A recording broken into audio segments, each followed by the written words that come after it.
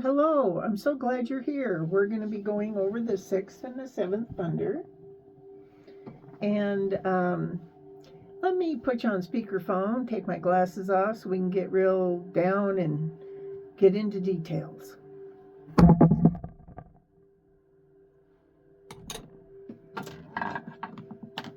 All right, the sixth thunder is to recalculate New Moon Day, because the New Moon Day and the Sabbath day and the feast days are all calculated basically starting on the New Moon Day. All right, now the only calendar that I have found that is doing it correctly, they might not have the year right, okay, but they do have the Sabbath right, they do have the feast right. And they do have where, there's the new moon and then the full moon, and you can watch all of that. So what we're going to do is we're going to go over that today. And then, of course, you see the seventh thunder is to keep the correct Sabbath. Now, let me mention to you that this fifth thunder of Pentecost, this is going to be a rapture that is after the first rapture. So if you're one of the people, like in the song, you miss the rapture, just keep going on. And then there will come a time when the earth will turn over. It talks about it turning over for the last time. So that would make the United States be in the southern hemisphere. And you would probably have to recalculate New Moon Day. Now you think about that and you think, well, the moon's up there, it's not turning over or anything like that. But, however, the earth could stop for 3 days. Now, here's what else I'm going to throw out there.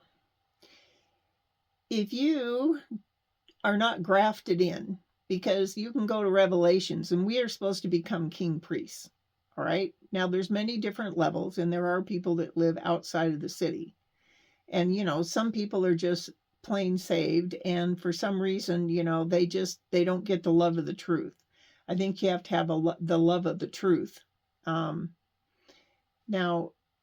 if you don't understand what the holy days are about, I don't see how you can preach them. All right. The other thing is that because it depicts the plan of God, the holidays in the United States certainly don't depict the plan of God. And if you think that, I'll throw this one out here too.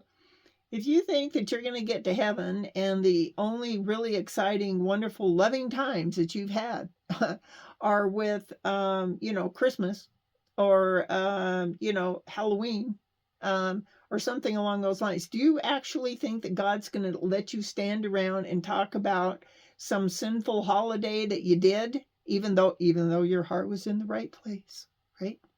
I don't think so.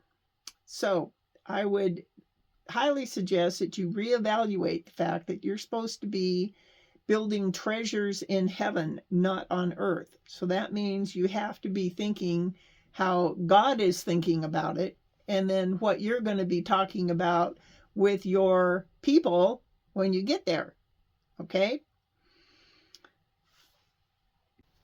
Now, while Christ, he has complete authority on earth and everything until he puts death under his feet, and then he gives the kingdom back to God. The other thing that, I'm going to throw out there, because it's not, acceptable, is the fact that you don't get to heaven by doing works, but you do get a position within the government of God by accepting and wanting to know the truth. Now, I was not even raised religious, okay? So I had a near-death experience. However, when I was in the tunnel, though, for some reason, I knew who was at the end of it, okay? I said, Lord, am I going to die?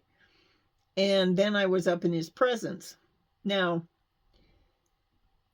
I felt loved, but it wasn't completely and utterly overwhelming. I felt loved, okay? But I was screaming and yelling about how terrible it was here and what am I doing down here? Now that's an interesting thought. It's like I came from there, and it's like, what am I doing down here? Ah! All right, now, I think what you guys should understand is that, I am the fourth daughter of Kenneth Arnold, who saw the 9 flying saucers. This was before Roswell and the whole deal. He reported that to the President Eisenhower.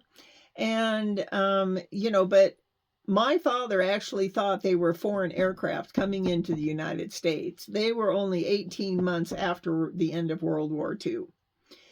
However, he did say to me as a child that he felt that they were interdimensional, okay, because of the way they flew and how they went in and out of, how you could see them. It was almost like they had some kind of a cloaking device that, was haywire.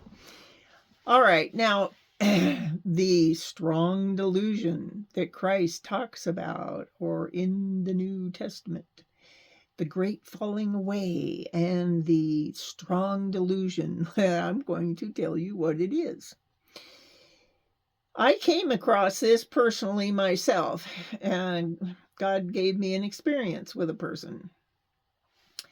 And what they do is they throw this love energy at you. I mean, you're just overwhelmed with the fact that, you feel loved by them.